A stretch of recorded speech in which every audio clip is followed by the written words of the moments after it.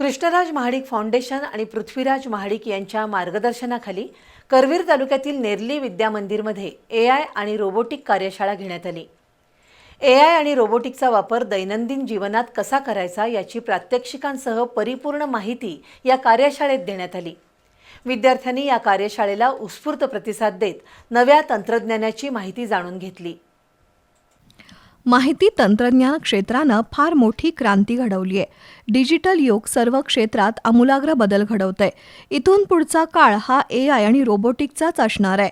या नव्या तंत्रज्ञानाची माहिती विद्यार्थ्यांना शालेय वयातच व्हावी या उद्देशानं भाजप युवा मोर्चाचे अध्यक्ष कृष्णराज महाडिक फाउंडेशन आणि चॅनल बीचे व्यवस्थापकीय संचालक पृथ्वीराज महाडिक यांच्या मार्गदर्शनाखाली करवीर तालुक्यातील नेरली विद्या मंदिरमध्ये एआय आणि रोबोटिक कार्यशाळा घेण्यात आली।